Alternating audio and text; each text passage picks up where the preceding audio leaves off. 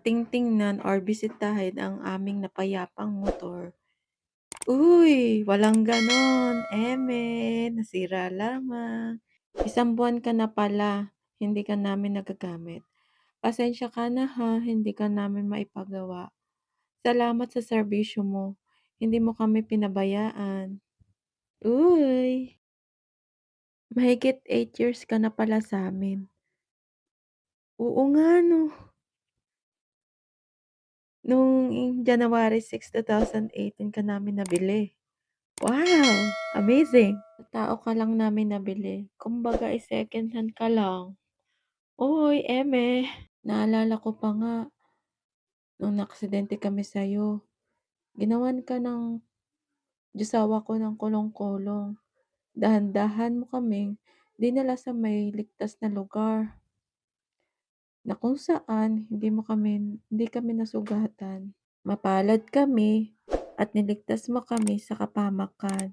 At thank you na rin kay Lord na palaging andyan sa tabi ko para iligtas ako at mga mahal ko sa buhay. Sa loob ng mahabang panahon na pinagsamahan natin, ngayon ka lang namin hindi nagamit. Pasensya ka na ha. Mga masayang alaala na kasama ka namin. Ikaw ang saksi sa hirap at saya. Uy, kahit hindi ka umaandar ngayon, umaandar ka pa rin sa alaala namin. Alaala ng lahat. Wow! Hindi ka lang basta motor.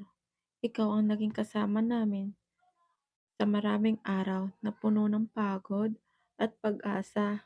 Uy, Gara, sa bawat biyahe, sa bawat alis, at sa pag-uwi, nariyan ka. Tahimik pero maasahan.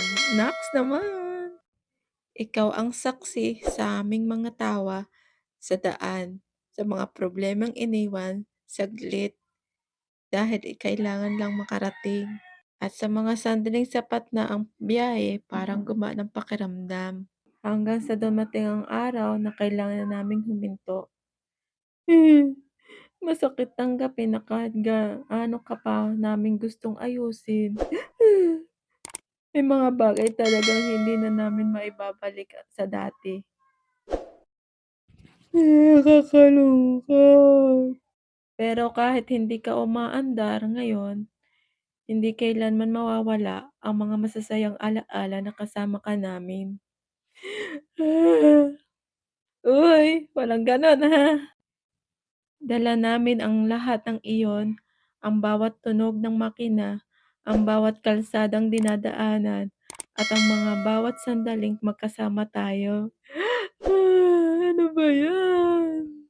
Salamat sa lahat ng serbisyong binigay mo. Salamat sa mga alaala. Salamat sa pagiging bahagi ng aming kwento.